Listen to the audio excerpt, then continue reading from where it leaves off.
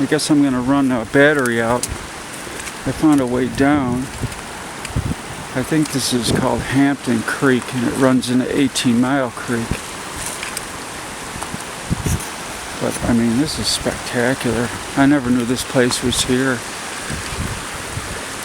I don't think many people really do. And I'm going to try to keep it that way. Definitely bring my daughter down here. She likes to photograph strange rock formations here. As I walk along, I was thinking, animals just once roamed here, and then the first humans, whatever they might have been in this area, roamed here, walked along these creeks.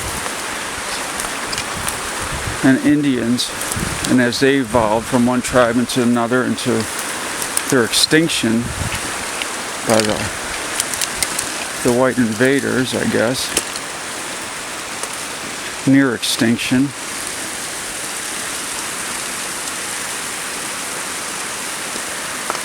Until us, until me. How many people do you think have actually walked along this creek in 300 years, 400 years? A lot, but not a real lot. That's kind of incredible.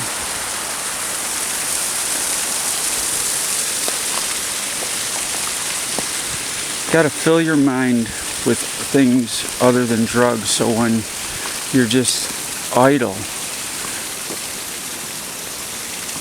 you can focus on something that interests you. I mean, with the internet, man, anything that interests you can be an asset. And believe me, I know about the dark net. I know about drugs, manufacturing drugs, different ways to consume them, purifying, all sorts of crap. But I am much better without it.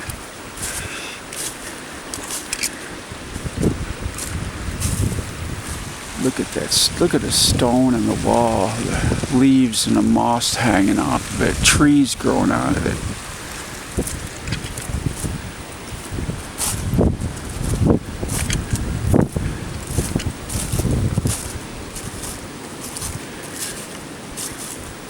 Like I said before, you walk along a trail like that, which along a chasm like this, you could equate it to drug use. I'd say you could seem to be like walking along the Grand Canyon at first. And you trip, you go over the side, and there ain't nothing to grab onto.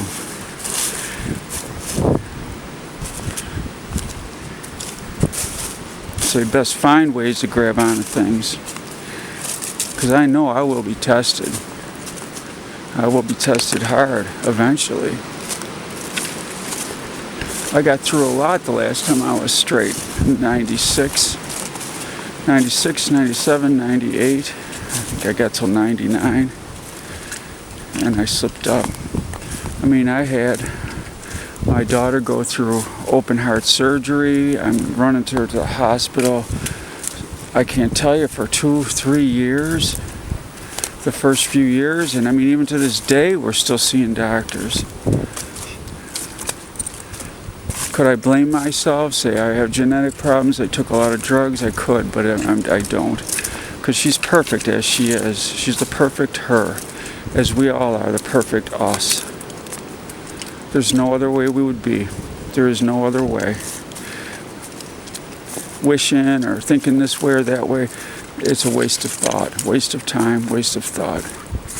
When you start to feel, when you catch notice that you're thinking like crazy shit, I think of a lot of violent things, like how would I protect myself if, say, someone come along and try to rob me here, which is never, it's not going to ever happen. It's impractical, it's impossible almost. I'll go, why am I thinking like this? And I'll take 3 good breaths, slow, deep breaths. Inhale, hold, exhale longer than you inhaled. and it clears it. I mean, that is not just going to work until you practice meditation.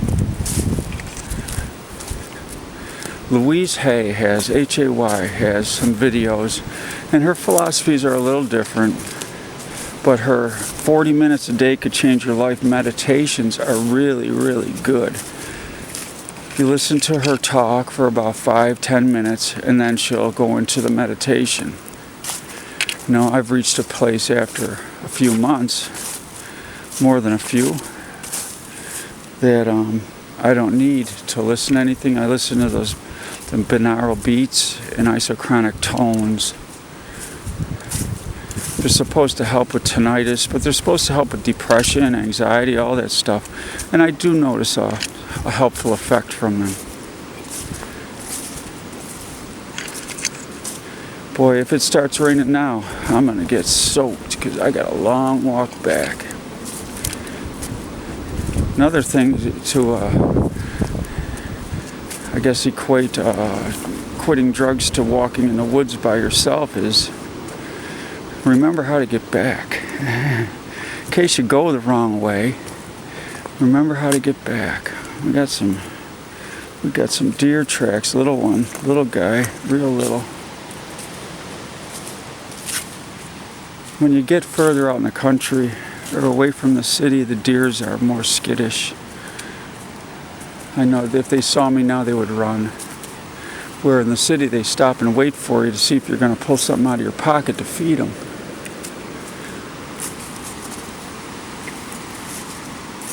Look at all those, man. Water bugs. I mean, I have a pretty deep philosophy, and it does help me enormously. I mean, we get lost in this thing that, we're victims of being born or being on Earth. And the whole thing is, no matter who is talking to you, nobody knows where we really are. Oh yeah, where are you? Oh, where are you? I'm in whatever city. I'm in Chicago. I'm on planet Earth. Well, where's planet Earth? It's in the Milky Way galaxy. Where's that? And keep playing that game, which I started doing it as a young person, and I did it to protect myself, because you could always mess somebody's head up, especially a teenager with that one. For some reason, I gain a security in knowing that no one knows. And I also gain an insight into the adventurous nature of just being alive. No matter where you are, to walk through, to sort these problems and walk through them safely.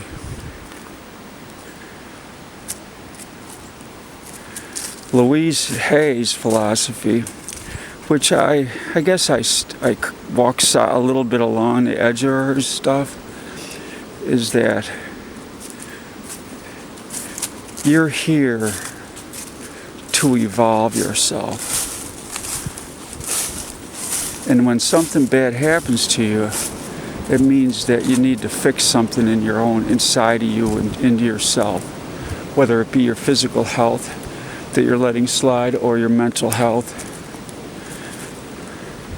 I mean, I think that lady's like 90 years old now, and she had a rough upbringing. To me, I don't really take people real seriously. I mean, I'll be kind, I'll help people, but I have quite a resume in life of kind of crappy things going on with me, and I dealt with them.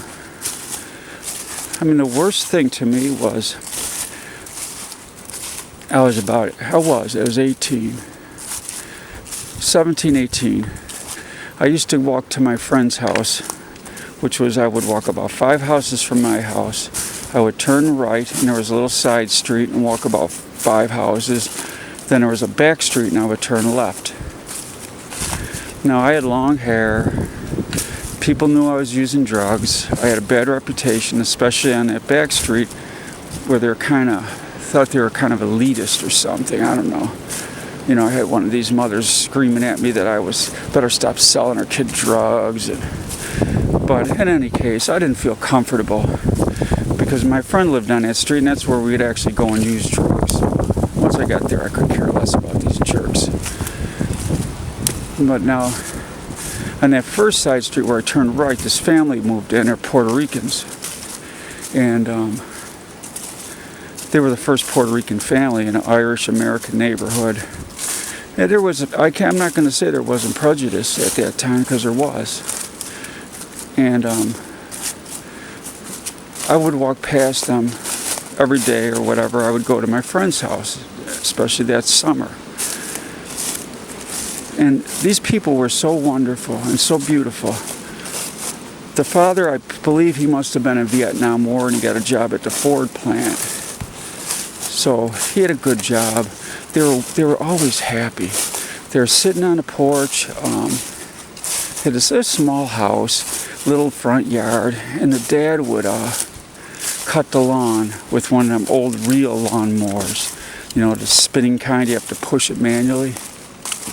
And the mom and the two kids, say the girl was about 7. She was missing her front teeth, I remember. And the boy was younger.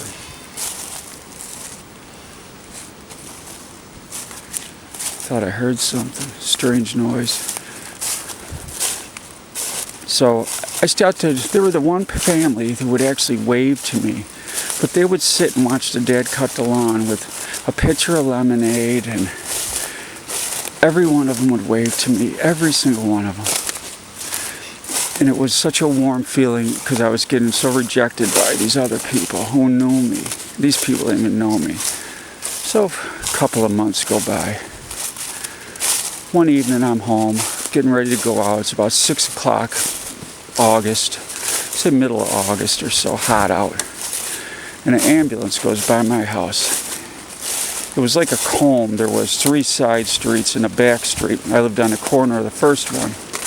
But I always walked that middle street because I would see those people.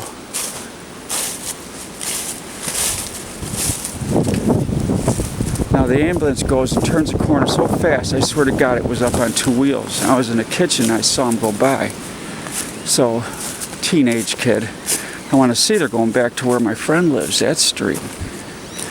So I go back, I get on my bike, tear down there, and there's a giant crowd up around a house.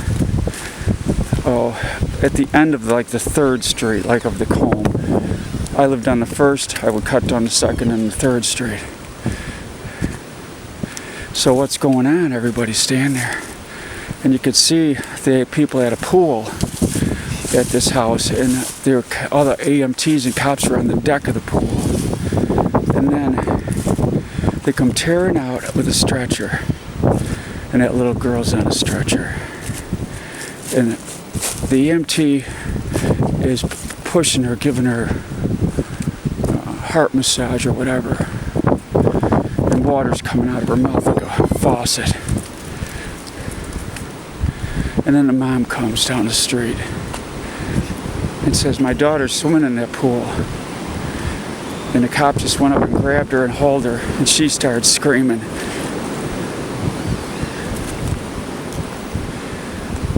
And that's when I left. That's when I said, fuck God. I was just starting to shoot up, and I was having real moral problems with it. And right then and there, as we walked away, I stood in the driveway and shot my 2 fingers in the air. Fuck you. And I committed myself to hard drug use. There was no people that were going to come and talk to us. We all just went home. I never really talked to anybody about that day. I don't think any of us did. But there had to be a good 30 people saw that.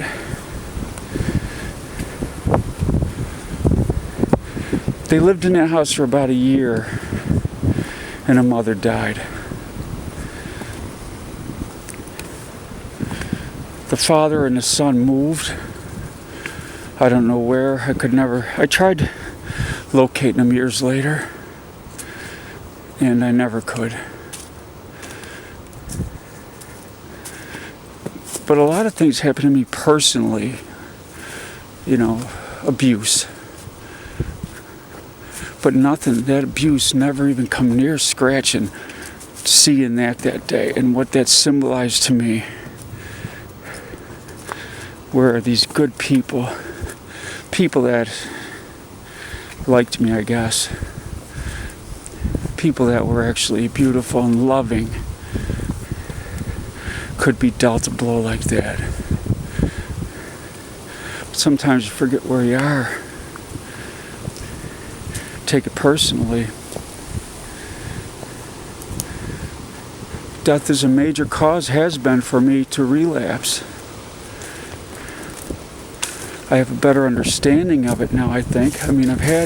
Besides that, I had 3 other people who died. My father died when I was alone with them. Breathed his last breath. There's no way to prepare for it, but there is a way to process it.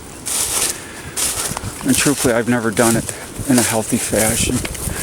So I guess that's going to be my first true hurdle. My mom's 80. She's starting to fail in health.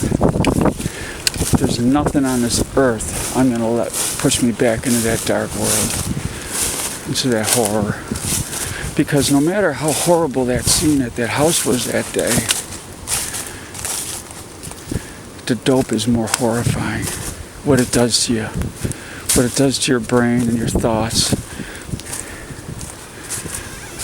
The horror that I sense, or I did sense more or less now, is all a memory of drug withdrawal from that heroin. Someone that hasn't gone through it could never fully grasp how sickening it is. But one thing that's very hard for the drug addict to grasp is knowing this. How can you keep going back in? Knowing what it's going to do to you. Because your mind bullshits you so sweetly. I remember saying, if I do this, and this, I can afford to stay on heroin. What the hell's the problem, man? Oh, yeah, and then you're getting up, you're doing $700 in a week or whatever, unattainable, because you got other bills, not living at home with my mom. Stupid, man. It took me so long, because I knew about meditation. It took me so long to be able to catch my breath, to be able to do what I can do now.